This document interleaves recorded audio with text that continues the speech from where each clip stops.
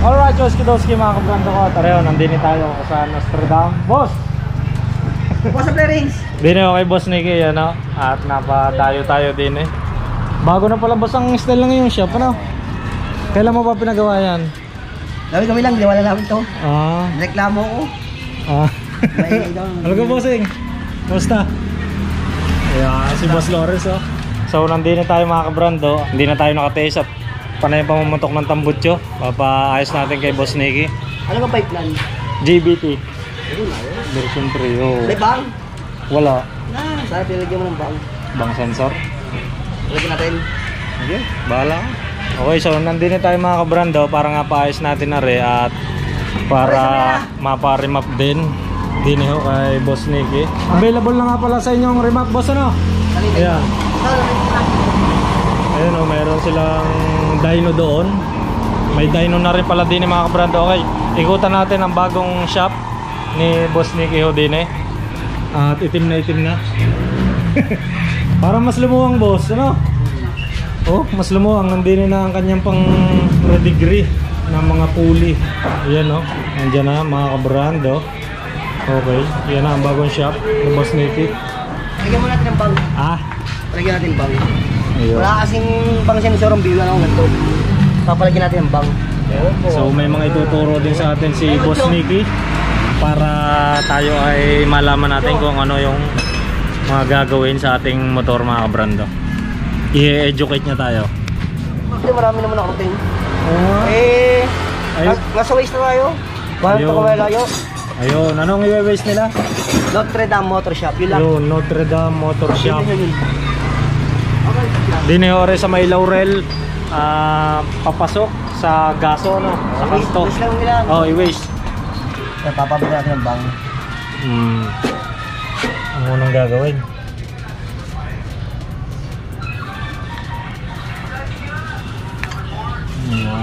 Wala. Last Lawrence. Dati mga kabrando, sabi ko nga hindi ko ipaparema pero no choice na talaga. Talaga kung namumutok na ang tambutso, hindi na tayo nakapagpigil. Bakit boss walang mga bang sensor ang ibang JBT version 3 kaya? May technology na kasi yan. Alam ko lang ha, hindi ko alam ha. Alam ko lang technology. Pero para sa iyo, kailangan talaga meron para masense ang ano. Pinaka-importante na ngayon sa remap. Pag nagre-remap ako, pinaka-importante na para sa akin. Ay, kailangan pala yun. Pagka i-remap, kailangan may bang sensor. Hindi pwedeng wala, ano. Pinaka-importante na para sa akin yun. Hindi mare-remap pagka wala noon. Hindi naman, nare-remap naman. Ang problema, kailangan pa remap para may tama yung air fuel mixture mo. Ngayon, paano malalaman kung tama? Dahil doon niya, sa bang sensor, ano. Yun niya. Pag Honda, halimbawa Honda, nagpapalit ng pipe. Yung pipe naman kasi walang problema mapalit ka ng pipe. Halimbawa, nagpalit ka ng pipe. Sa Honda ka, wala mang problema. Kasi yung mga, ang sarili pala lang ko lang to kasi yung mga pipe naman, bago inilabas, pinag-aralan nila yan. Pinag-aralan muna nila kung hindi makakasira ng motor. Tapos naglabas yung mga issue na sisira, kalkal pipe. Naging issue kasi noon, yung pagkalalbawa, kalkal pipe. Bawa nakakalkal pipe. Tapos masyado nang open yung canister, yung dulo nandito yung canister. Tapos yung elbow masyado na rin open, yung wala lang back pressure, yung EFR masyado mataas. Kaya ang nangyayari ngayon, nag-iinit masyado yung makina. Pag masyado mataas ang EFR. Ang stock EFR alam ko sa Honda tayo hindi masyado lang sa Yamaha. Sa Honda 13.7 hanggang 14.2. Mainit na yun kumbaga para sa isang motor. Ngayon kaya yan ginawang ganun ni Honda para makapasok sa ating safety economic standard. Tinanong ko na rin mismo sa Yamaha yun. Pag yan sinukat ng standard, pag nirev yan, kalahati lang. Para sa decimal meter, kalahati lang. Pag rev yan ng kalahati, susukatin yung air fuel mixture kung pasok sa ating economic standard. Pagka-rev doon, kaya ginawa siyang 13.7 to 14.2. Ngayon, pag nirev mo naman siya ng sagad, umaabot siya ng 11.5. 11. Anong nangyayari naman, dulod. Parang labis ang fuel. Kumbaga sa prep, lean. Pag nirev mo ng todo, magiging rich naman. Ang gagawin natin, i-optimal natin yun. Kasi marami kami na-encounter ito. 2 beses ako naka-encounter. Click, matanda yung may-ari.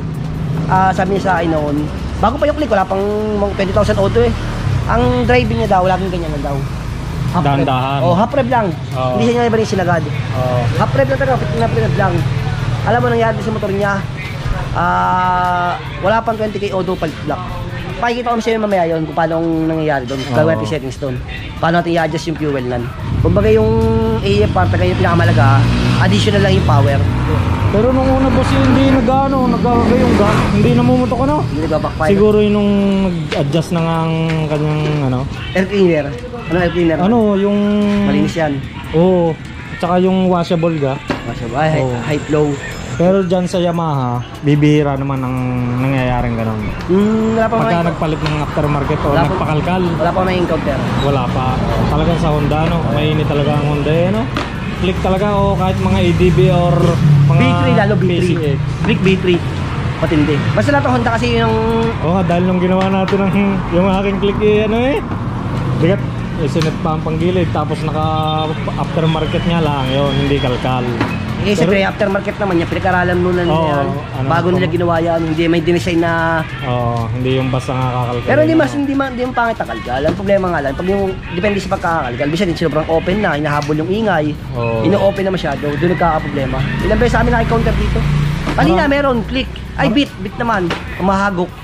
Yun naman, hindi inaayos namin. Ang ginawa ko doon, pinalta ko ng temperature sensor, tapos ni-repel ko yung ECU, tumuga naman. Tapos lumakas rin daw, sabi na mayari. Ito lang hirap sa Yamaha. Bakit? Hindi binubutas ang ECU. Butas ang ECU, hindi kagaya ng Honda.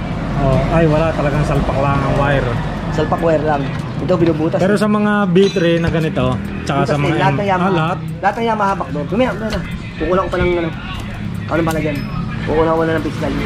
Ano boss ang ano dyan? Inaingay. Sa makina panggilid. Hindi pala ko panggilid. Boss, isang out mo na yan. Shoutout boss! Divin mo yan pa. Shoutout! Shoutout kay Janjang Kalinisan. Boss, ano gangin yung page? Kabrando.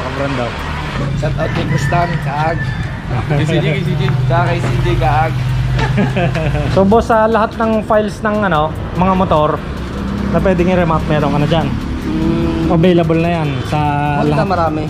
Sa Honda? Sa Yamaha, meron naman, wala lang ang sniper. Medyo may kataasan kasi.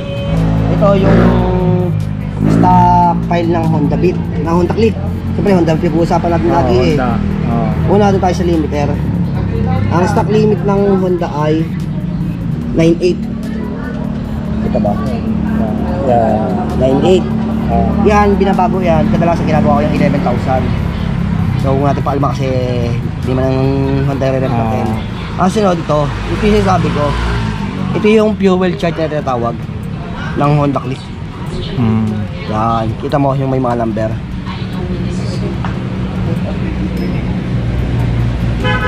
Ito nasa taas, hindi against the light. Ito nasa taas, yan yung bukas yung cylinder natin. Pag nagsisilinyator ka, gumaganyan yan. Magalaw pa. Yan, mga point na may mga point. Ayan. Ito naman yung engine RPM na tinatawag natin. Yan. 900 to 98. 98. Parang multiplication table lang. Ngayon, pag nagre-rev ka, yan gumagalaw yan pag ganyan. Yun pala yung chart. Fuel chart. Ngayon, kung arib mo ikaw lang, tapos yung mga mo galit na galit na, yung kadalasan dito tumatapat. Bumababa. 1347 lang. Dito yung tinatawag nating lean. Isa part na yan. Lean. Ngayon, pag nag-rev ka ng over-rev na, ito mo yung gasolina mo. 2.9. Yan na yung reach na tinatawag natin. Ang gagawin natin dyan, gagawin natin stable yan. Kumbaga, gagawin natin lahat yan optimal sa sunog ng motor mo. Di ba, pag ganyan, kung nag-rev ka pa, isang mabilis na rev, tapos ganoon. Gagawin natin optimal yun. Pag nag-rev ka ng dahan-dahan at dahan-dahan lang, gagawin natin reach to. Optional naman ang paremap. Optional. Kasi yun naman yun. Bukod sa nagiging na power, na-i-correct para yung AF pa natin. Tapos pag tinatanong iba, bakit tumitipid sa gasolina pag nagre-remap? Halimbawa, natipid pala sa gas. depende sa driving mo. Halimbawa, ito, 1,076. Halimbawa, 1,076, calculator. Dadagdagan ko yan ng, sabi natin 10%. Dadagdagan siya ng 107. Ngayon, pagdating dito sa dulo, 3,056. 3,056. Mababasa ko siya ng 8%. 0.08. 244. Mas malaki na wala kayo sa nadadagdag. Pero depende pa rin sa driving nyo. Kung mababad ka rito, matakaw sa gas. Ganun naman talaga. Kung mababad ka rin sa dulo, titipid ka, doon mararamdaman ng tipid. Ayusin natin, gagawin natin optimal lahat kasunod nun. Okay, so yun mga kabrando, ipapakalaso natin kay Boss Nicky ang panggilid dahil naka-stock fully set lang tayo. Kailangan pagka-remap boss, ano na rin ang panggilid, much better. Or talagang i-upgrade talaga ang panggilid. Ano yan, optional naman kasi hindi nga lang pag ginagawa ko kasi to, lilimit to. Lilimit to sa dyno. Kaya ito sa mga nagsasabi na, ano, na pangit yung remap. Alamin muna nila yung fuel charge, pati EFR. Bago nila sabihin wala kwenta ng remap. Ayusin mo na ito. Ano, ayusin ka na to. Okay, sige.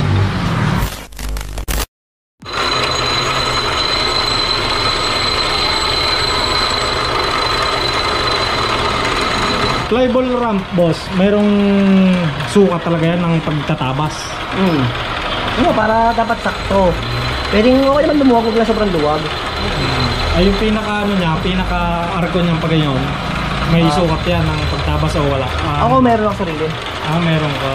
Kasi may mga, ewan ko, may mga nangyari na rin kasi na, no, yung para daw pag dumating sa dulo, hinihila sila pabalik. Ha? Like, yung hindi na dudulo ng motor. Oo. Pagdating sa pinadulo ng motor, bigla daw parang hinihila pa ng pabalik, bilang humihina.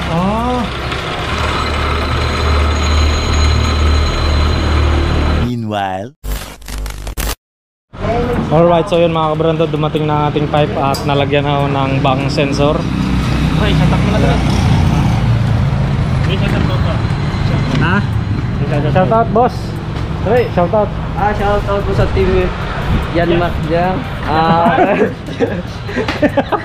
Wala. Shout out sa Ting Yakman, kina Jamak Works, Orlay Works, tsaka Alaki Works. Nasa si Jamak, wala. Jamak, shout out. Ayun na, ikabit na mga kabrando ang bang sensor, yun o. Parang sinukuha ko na rin yung remap na yan. Bumili ako ng pang remap ay June. Tapos tapos September, sinuko ko na. Hindi ko na inaya sa akin, parang wala. Pero bumalik, ayaw nga nung nag-chat ka sa akin. Parang wala naman nagbabago. Remap ako ng remap, wala naman nagbabago.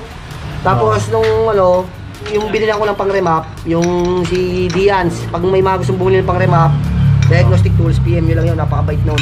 Ang maganda sa kanya kasi, nung nabalitaan niya na sinuko ko na yung pag-remap, pinuntahan niya ako. Ituloy mo daw. Oo, pinasila niya ako, tapos tinulungan niya ulit ako. Tapos sabi ko, sige, gusto ko palit talaga ng... Kasi kung may dyno ka... Mag-share ng knowledge niya. Kung sabi ko, bibili ako ng dyno para madali.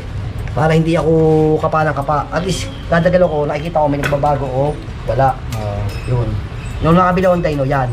Parang doon ko natuklasan lahat ng ganito dapat ng ginagawa, ganyan. Kasi maganda pa may dyno. Konting galaw mo, kita mo may nagbabago, wala. Basic na lang sa iyo ang boss eh, no? Trabaho na araw-araw eh. Ikaw nga lang dito ang may alam sa ganyang ano, sa pag redegree at saka bell regroove. Ultimo yung mga kabilang shop na nagpapagawa eh. Sa'yo sila nagkakalas tapos dito nagpapagawa. Pero may napanood ako boss, bakit yung ibang mga aftermarket na fully set ano pa rin nila, pinapa-redegree, pinapakalkal. Minsan luma na. Oo. At sunod din sa yung sabi kong ginawa ko na rin ng video yun, close ko na rin yun eh. Kasi yung ganito, halimbawa ito. Yung ganito niya, yung labi niya, umaabot sa halimbawa ito. Halimbawa yung drive face, nagpapang-abot sila. Oo. Yung bola, yung belt gusto pa makakyat. Problema, paano kakakit yung belt pati yung bola? Ipit na. Kung magkahalik na sila, magkadikit silang ganyan sa loob. Oo. Kaya ginagawa ko dyan, tabas ko para hindi sila magpang-abot. Yun. Yun ang sagot mga kabrando. Minsan yung na-encounter namin, ganyan no? Gapon yung sa kakapon, JBT, hanggang dito lang yung belt niya. Oo, hindi mo umangat. Oo, ngayon nung nirepace ko, umabot na hanggang dito. Konting-konti na lang.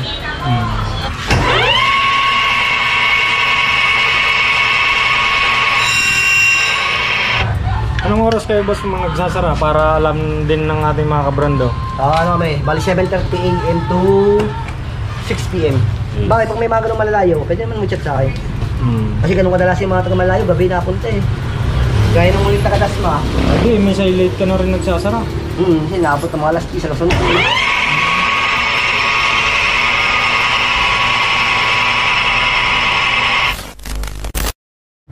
Alright, so yun mga kabrando, tapos na.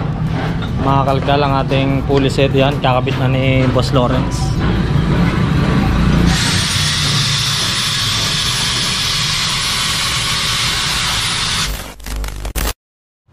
Pag dinadayin ko kasi isang motor, dalawa nagiging limit niya. Una yung sa engine RPM limiter, tapos sunod yung sa panggilid. Pag yung belt mo sumagad sa pinataas, lilimit na yan, puputok na yan doon. Kaya minsan tatamad ako kumuha ng mga baseline. Bawa, stock na motor. Tapos ipapasit ng panggilid, ipapa-remap. Hindi ko kinukuha ng baseline.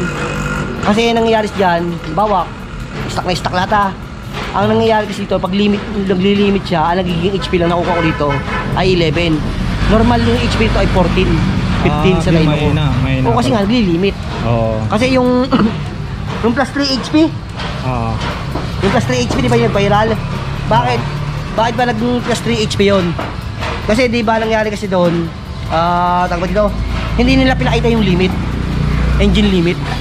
Hindi nila pinakita. Siguro nung inuna nila ng baseline yon, nag-limit yun sa mga 8,000 o 7,500. Nag-limit na yung motor. Siyempre, mababa na kuha ang HP.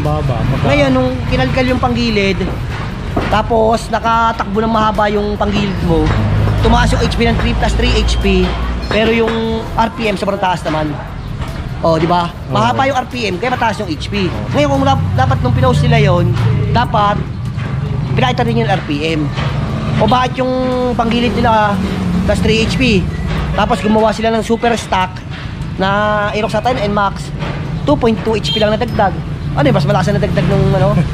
Yung mga tunay nga, yung mga totoo ng panggilid, yung mga nagkakarera, bakit makakuha sila ng 1 HP, masaya na eh. Kaya gusto ko kunan ng baseline, yung mga naka-CVT na. Yung parang set na panggilid. Ang nangyayari na lang, ang limit mo na lang ay yung engine limit.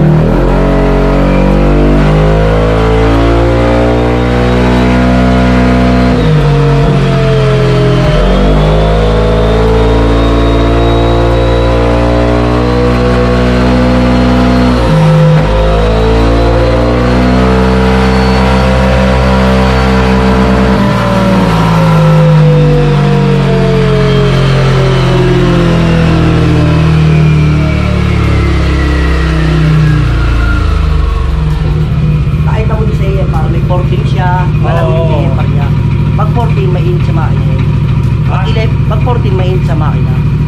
Pag 11 naman dinay. Ngayon ko naman yung baseline. Okay, may sakit pa na? Ito sa TV. Makikita mo. Sa TV. Makikita mo. Nandun yung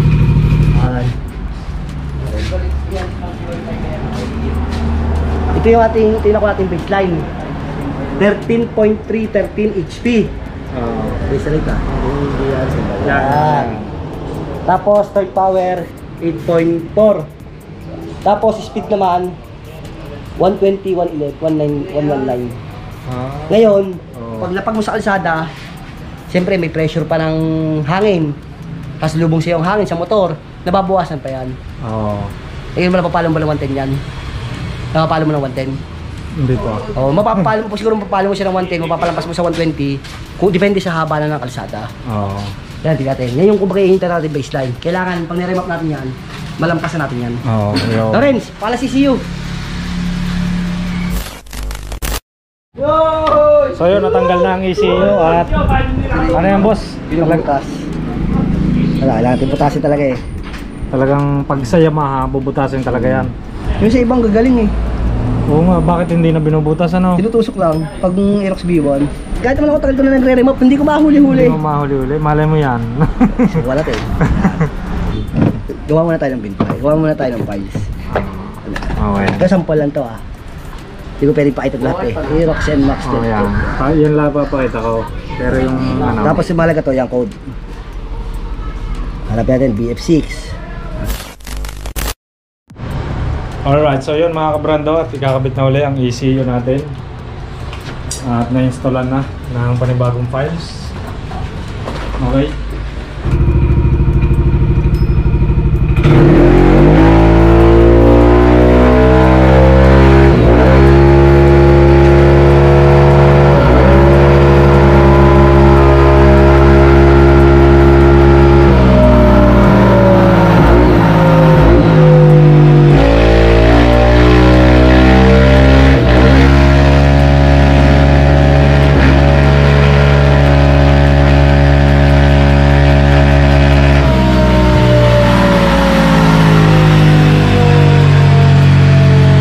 Dilim na ho din mga kabrando at are natapos na rin ni Boss Nicky. Ayan, at maipapakita sa atin. Ito yung sinasabi ko. Ako lang, kakaiba lang ginagamit ko kasi oras ang ginagamit ko. Yung iba kasi RPM ginagamit. Tignan mo yung oras natin. Ito pinakamalaga. Pare-parehas, di ba? Hindi nagpapanglayo. Pero yung HP, tignan mo. Yung unang test na natin, 13, 13.3. Pero ngayon, 15.7, 15.6. Pero yung oras, mapakalaga. Pare-parehas, diga. Yun yung sinasabi ko. Pangit yung napataas mo yung HP, pero napahaba mo naman yung oras. Sa speed naman tayo, pare-pares din lang. 10.8 seconds, 11 seconds, di ba? From 119, napaabot natin ng 131. O, di ba? Ayos. Yan yung talagang maipikaiba ng pag nire-remap ang motor. Naiko-correct na natin yung AFR, iwas overheat. Tapos, ayun, napapalakas pa natin, i-tune natin na maganda. So yun mga kabrando, kita-kita natin niya ang pinag-iba at tayo ay kasiyahan tayo sa naging resulta. So yung sa AFR boss na ayos na natin. Ayos na naman kasi tawag dito, yung sinasabi ko nga stock AFR 13.7 to 14.2. Kanina nung retesting natin, may nakikita ang sumisilip na 14. Tapos 13 pataas. Ito, wala kang makikita dito sumisilip na 14.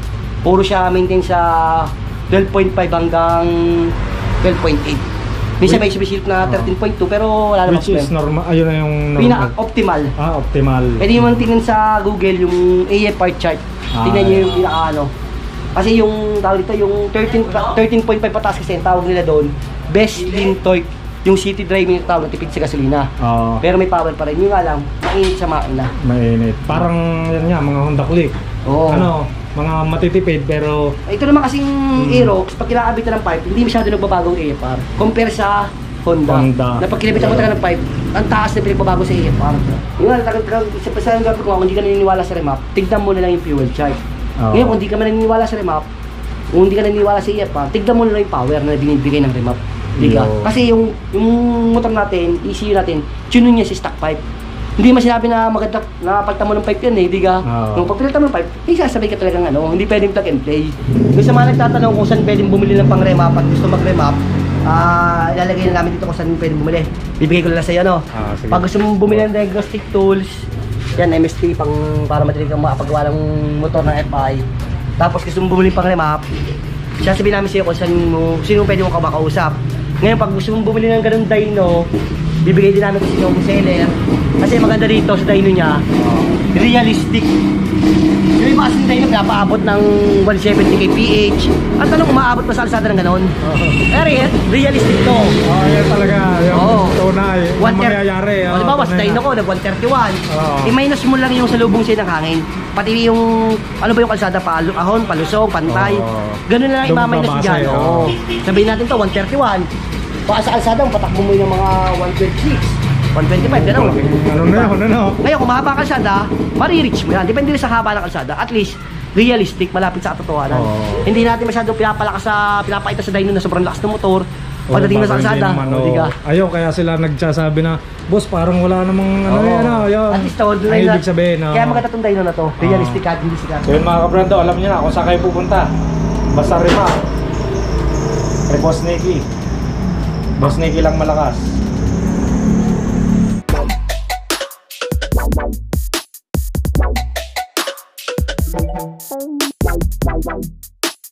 Pag nagre-remap ng Yamaha, automatic yung laging check engine.